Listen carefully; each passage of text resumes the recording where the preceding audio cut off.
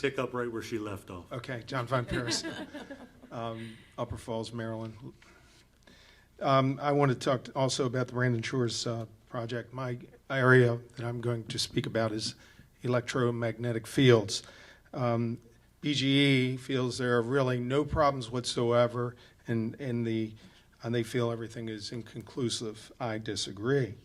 The World Health Organization, an agency of the United Nations, classifies EMF fields from power lines as possible carcinogenic based on evidence showing an association between EMF and childhood leukemia. And that is the EPA says that, and the World Health Organization says that, both.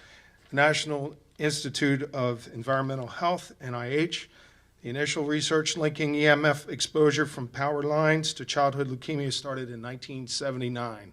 The same year, BGE went around and tried to rush getting additional changes done to the easements.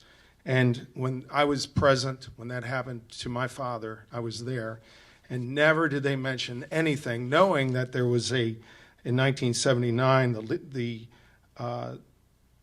Dr. Leeper study associated with childhood leukemia. Never did they mention that EMF was associated with childhood leukemia back then. The Childhood Cancer Research Group in Oxford, England, their conclusions, they had a study in July 4th, 2005. There's an association, their study, they concluded that there was an association between childhood leukemia and the distance from high voltage power lines. Their study indicated that EMF exposure extends far greater than would have been expected from previous studies.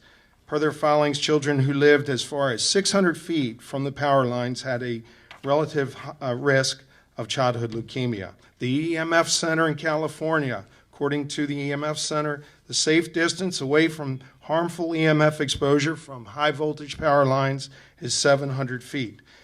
Our home, the new lines will be 100 feet away from where children play in our home where we live. The EPA and the World Health Organization, their solution is to increase your distance and limit your time. That's pretty difficult when you live there. You can't move. You live there every day, 24 hours a day, 7 days a week. The National Cancer Institute had a pooled analysis of 9 studies reporting a twofold increase of childhood leukemia among children with exposures of 0.3 to 0.4 microteslers or higher. Our farm, we have a continuous reading of 7.32, there's a picture of it, to 8 microteslas, over 20 times greater than the danger zone for childhood leukemia. BG's website, I guess they continue to say there are no issues. But I can tell you this, I won't read it, we don't have time. I have 59 examples of childhood leukemia. These are cancer,